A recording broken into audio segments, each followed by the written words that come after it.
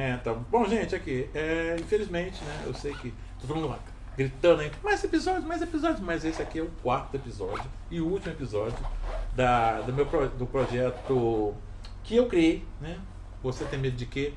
É o quarto livro, desses livros polêmicos que eu apresentei aqui. Esse, assim, exatamente é o dilema do momento. Nunca se falou tanto sobre preconceito, racismo, né? Especificamente o racismo com relação às pessoas afrodescendentes, negros, né? Ontem, inclusive, tivemos uma. Tá virando quase uma matéria diária. Todo dia você liga a televisão e tem alguma matéria falando sobre preconceito racial, sobre. E é um negócio tão grande que hoje em dia não pode falar com. Muita gente achava que era uma coisa episódica, né? Pequenos momentos de preconceito, explosões de intolerância. Não, isso é algo estrutural, sabe? Não é assim, ocasional. Infelizmente. Seria até legal você achar que o preconceito racial é uma coisa esporádica de pessoas, assim, pouco inteligente, aquela coisa que até algum tempo atrás as pessoas diziam, achavam e acreditavam que era assim. Né? Já se acreditou até que o Brasil é uma democracia racial, né? Então era mais um folclore, assim, aquela coisa, um absurdo, né? Que todo mundo dizia nas esquinas, assim, indignado, depois segue o jogo e nada muda na verdade. E infelizmente é chato dizer isso, né? Eu, como um autor que trabalha muito com temática social, com esses temas que muitos rotulam de polêmicos, a gente, né, começa a perceber que isso não é estrutural, isso não é isso é estrutural, né? Não é uma coisa episódica. Cada vez mais você percebe que o preconceito racial partiu para ser notícia do dia. Cada noticiário que você vê sempre tem uma historinha, um drama pessoal, a questão é tão banal, tão citado que você muitas vezes passa por notícias extremamente preocupantes e nem percebe o quanto ela é preocupante. Eu lembro que no início desse ano apareceu um relatório, se não me lembro bem, acho que era do IBGE ou de algum órgão de governo federal, que falava que entre os 15 e os 24 anos, nessa faixa etária, 92% das pessoas atingidas em ações policiais, né, eram negros ou afrodescendentes. E a notícia não saiu nem num grande jornal, sabe? Eu fui ler essa notícia num jornal, num pequeno jornal do interior do Rio Grande do Sul, escrito por um jornalista negro, chamado Sérgio. Ninguém mais falou, nem a grande imprensa simplesmente ignorou, ou se apareceu num pequeno cantinho do último caderno do jornal. Então, não é uma coisa pequena, mas a gente ouve tanto, e em certa medida se banalizou tanto essa discussão, que as grandes questões muitas vezes passam pela paisagem, sabe? É como se um elefante passasse na paisagem e você só olhasse o capim que ele comeu, né? A grosso modo. Então, assim, infelizmente, eu até digo, é uma coisa chata, como eu trabalho com temas sociais, eu fico, por um lado, feliz, porque os meus livros estão sendo lidos e blá blá, mas por outro eu fico bastante triste, até meio frustrado, porque eles serão, infelizmente, até quando eu não sei, né? Talvez até depois da minha existência, eles serão sempre atuais, né? Livros que eu escrevi há 20, 30 anos, que eu vou fazer 40 anos como escritor, ainda são atuais. Esse é um deles, né? Ele foi escrito em meados de 92, 93 e fala sobre preconceito racial, né? Pretinho eu. Ele conta, aliás, a história é engraçada porque quem lê apressadamente, né, pensa que é uma história comum de preconceito racial, mas na verdade, na minha opinião, o autor, né, a história verdadeira desse livro fala do autorreconhecimento, né? Poucas pessoas, a história é muito simplesinha até, né? É a história dessa personagem aqui, a Vânia, uma negra, né, que ganha uma bolsa de estudo num colégio muito chique, né, elite pura, chamado Colégio Harmonia. Se conta a história dela, o que ela passa quando entra, que sofre bullying, essas coisas todas, quando entra nessa escola elitizada. Quem conta a história é essa aqui, Isabel, né, que até a entrada da Vânia na escola, a pretinha do título, não tinha percebido o óbvio, que ela também era pretinha. Só que como ela é clarinha, ela o pai dela e a mãe dela sempre diziam que ela não era negra, era morena clara, né? E essa aqui, a terceira personagem da capa, é o status quo, ou seja, naquela escola é a menina preconceituosa. Ela é chefe, a Carmita, é chefe de um grupo de meninas que passa o tempo todo, desde que a Vânia entra na escola, atormentando a Vânia e buscando modos e maneiras de demonstrar para ela que ela não é bem-vinda naquela escola, porque ela é diferente, entre aspas, né? E na verdade é algo mais comum do que a gente imagina no Brasil, né? Porque no Brasil, você vai para um país como os Estados Unidos, onde o preconceito é quase assim, é medido pela origem da sua família. Você pode ser branquinho, como muitas pessoas são aqui no Brasil, mas se tiver um antepassado negro, você é automaticamente rotulado como negro e acabou, né? Aqui não, aqui se inventou, né, se é que eu posso dizer isso, a figura do moreno claro, que é talvez assim, podemos dizer que é o negro aceitável, né? E o livro discute exatamente isso. Aliás, como todas as histórias que eu contei aqui, é uma história que teve uma origem até engraçada, né? Se é que você pode dizer, engraçada. Eu fui convidado para fazer uma palestra num colégio particular ali em Cosme Velho, né? E entrei no colégio, cheguei, o pessoal da editora não pôde me levar, por alguma razão que eu não lembro mais, e eu fui por minha conta, né? Aliás, essa é a parte mais engraçada, porque estavam esperando um autor no seu carro, ou pelo menos dentro de um táxi, muito chique, que ainda não havia esses Ubers em 99 da vida, né? E o máximo que você ia era num táxi, e tinha alguns táxis que eram rotulados de táxis especiais, né? E imaginou-se que eu ia chegar pelo menos num táxi especial. Foi até engraçado quando eu cheguei assim, eu cheguei num ônibus, num simpático 497, né? Diretamente de Olaria para o Mundo, no caso para Cosme Velho, né? E aí o porteiro ficou olhando, assim, meio desconfiado. Eu falei, me apresentei como autor que vim fazer palestra, até vencer a burocracia do portão, foram lá meio 10, 15 minutos, no mínimo, eu não calculei. Aí eu entrei no colégio, fui bem recebido, claro, otimamente recebido, fui para a sala, para o auditório, autografei, tirei foto. E naquela época ainda não tinha celular, então eu escapei dessa dos selfies, também, óbvio, né? E finalmente fui sair, né? Mas escritor eu vou usar uma palavra meio forte, mas é uma praga. A maioria das pessoas apenas olha. O escritor, até por dever de ofício, ele vê, né? Aí você vai falar, mas isso não é sinônimo? Não, infelizmente não é, né? Você olhar é passar os olhos, assim, muitas vezes você nem vê, você passa o olho. Agora o escritor vê, né? E a primeira coisa que eu vi e percebi, obviamente, aí sim, ver e perceber são palavras quase homônimas, né? A primeira coisa que eu percebi é que, achei estranho até, o porteiro que me recebeu era branco, o faxineiro e os faxineiros também eram brancos, né? A diretora, a coordenadora também era branca, né? Todos os alunos, sem exceção alguma, eram brancos, né? Aí fiquei assim meio bolado, né? Porque eu vivo numa cidade multiétnica. Aqui temos negros, brancos, azuis, amarelos, rosa-choque, gente sem cor, inclusive, né? Então é impossível na cidade do Rio de Janeiro ter uma escola onde todos, sem exceção alguma, são brancos. Essa foi uma seleção muito criteriosa. Aí não falei nada, porque eu era convidado, é feio você ficar questionando as pessoas desse jeito. Mas enquanto estava descendo, o escritor começou a funcionar, né? Quando estava saindo, aí eu fiz um questionamento que só um escritor faria. O que aconteceria o dia que entrasse uma aluna negra naquela escola? Não ia ser nem preconceito, né? Seria estranhamento. Eu já passei por várias situações de estranhamento, né? Uma que eu lembro, que eu ri muito, foi num lugar chamado Três Passos, que é uma cidade lá no oeste no noroeste do Rio Grande do Sul. Essa cidade é toda colonizada por alemães. Não, assim que eu desci do ônibus na cidade, eu fui também sozinho, né? O pessoal do Rio Grande do Sul gosta muito de botar o autor sozinho para ir naquela cidade do interior. Adoro isso. Aí cheguei lá na cidade, estava sozinho.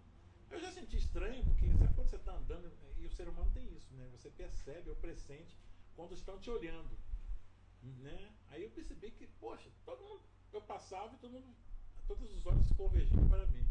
Aí eu fui andando, né? Cheguei no hotel, levei um choque, porque o cara do hotel, o rapaz, o recepcionista, ele parecia um cara que me recebeu no hotel no interior da Alemanha. Por exemplo, será que transplantaram o cara para cá? Mas aí eu segui em frente, peguei o quartinho, fui bem atendido. Aí fiz a palestra de manhã e era só de manhã, mas não tinha ônibus antes. Eu ia, acho que volta de 6 horas da tarde. Porque só tinha um ônibus que vinha de Porto Alegre e depois tinha esse mesmo ônibus voltando para Porto Alegre. Aí fiquei, eu pensei, vou ficar à toa aqui, o que eu vou fazer? Pensei que ia ler, né? Porque eu sempre levo uns livros. Só que assim, o diretor da escola, que eu fui para essa de manhã, do luterano, ele falou assim: nossa, Júlio, o senhor vai ficar aqui à toa? O senhor não gostaria de falar com as nossas criancinhas da educação infantil? Aí eu falei: não, eu vou lá, né? Mas falar é impossível, são tudo pequeno, não vou fazer palestra para eles. Aí ele falou: não, mas você vai lá na igreja, eles querem conhecer um autor. Aí sentei lá, fui lá, sentei, fui esperando. Aí começaram a ver os menininhos. E aí eu sentei no banco da igreja e um sentou do meu lado. Esse que sentou do meu lado, o lourinho, ele ficou assim, ó. Aí teve uma hora que ele veio, eu botei o braço aqui assim, ele fez assim. Aí eu vi que ele estava querendo. Sei que na terceira vez ou quarta vez, a professora viu ele fazendo isso, falou, xingou, falou um monte no ouvido dele, e ele virou e falou assim: seu Júlio, só me desculpa, mas é que eles nunca viram um negro assim tão próximo. O mais próximo daqui está lá em Juí, a 160 quilômetros. Esse é o estranhamento. Não há maldade nele, né? Ele nunca viu. Né? Porque eu imagino que ele pensou o seguinte: deve ser um homem branco pintado, ele está tentando tirar tinta. Isso é até engraçado, eu consigo rir dessas situações. Mas o preconceito é definitivamente sem graça nenhuma, muito perverso, injusto, criminoso. Todos os adjetivos desagradáveis que você puder dar se encaixam nessa questão.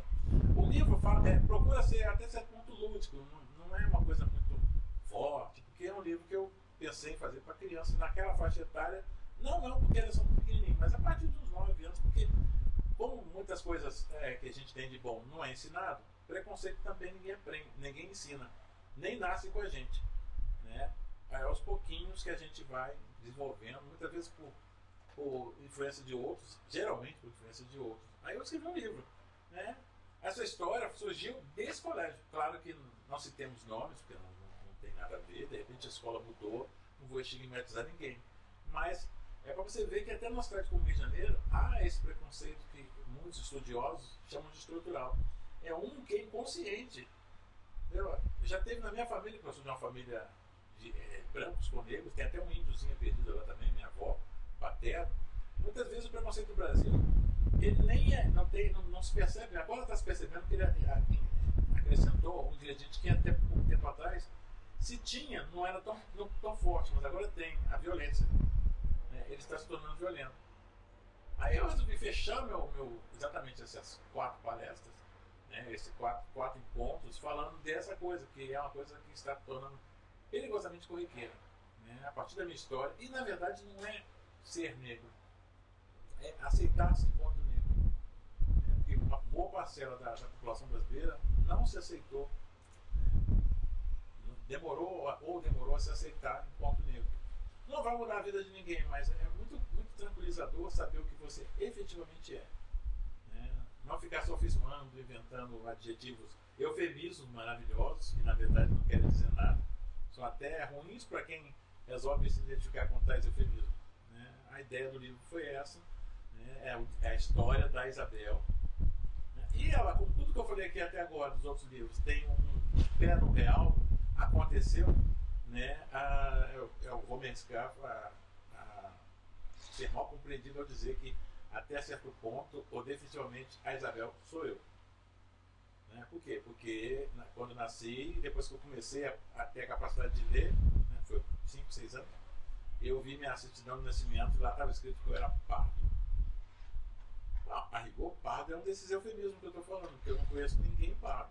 Tem até uma historinha engraçada que, quando eu entrei lá em Bom Sucesso nas Pioneiras Sociais, a professora falou que nós deveríamos encapar a cartilha e o caderno com papel pardo. E meu pai me deu dinheiro para comprar um papel pardo. E obviamente vocês sabem que eu não achei papel pardo, e quando achei ele veio um choque, porque o papel pardo não era da minha cor, era laranja. Né? Esse é o estranhamento que eu falo. Durante muito tempo eu simplesmente sabia que era pardo, mas pardo não era aquele pardo que você encontrava na papelaria. Eu precisei chegar na faculdade aos 20 anos para descobrir quem efetivamente eu era. Talvez esse seja o grande dificultador, digamos assim, dessa questão racial no Brasil. A gente primeiro tem que descobrir quem é, depois descobrir a nossa autoestima por ser. Porque muitas vezes você se sente diminuído, né? A sociedade tem um bom papel nisso, por você ser negro, porque essa coisa do estrutural tem a ver até com isso.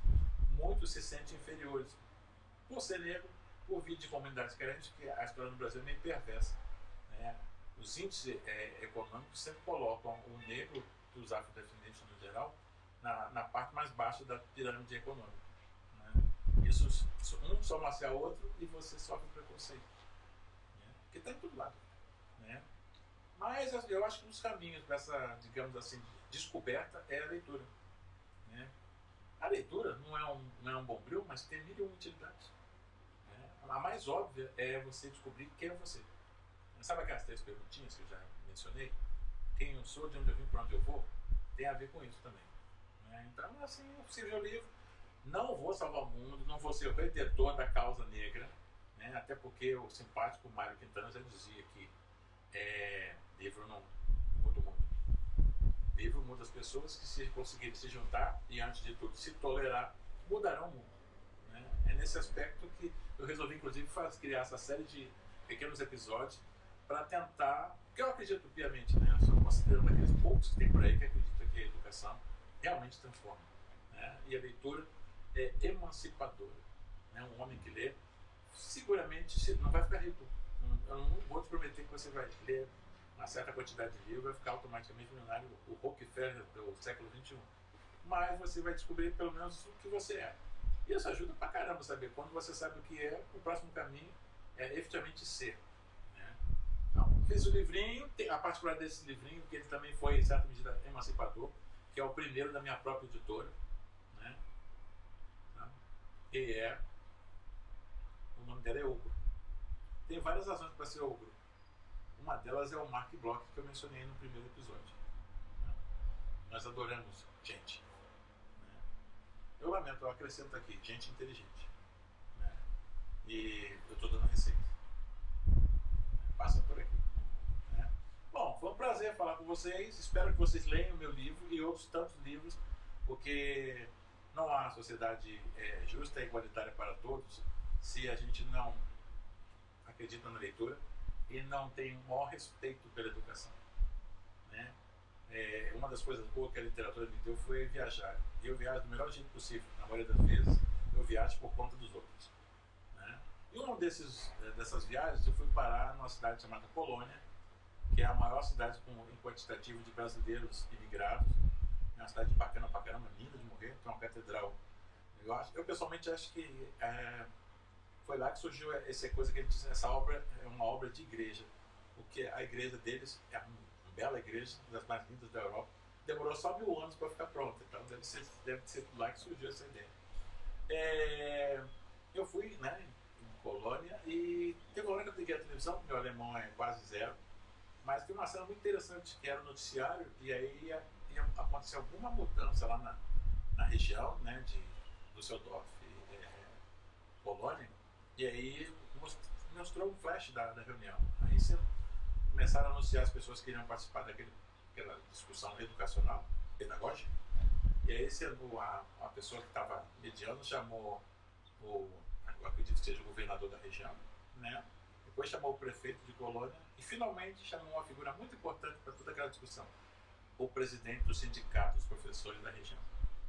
Aqui a gente precisa apurar mais bem que essas decisões educacionais são tomadas em escritórios bem refrigerados, com um cafezinho, suquinho, mas sem a pessoa, o artista principal do espetáculo, né, que é o professor. Né?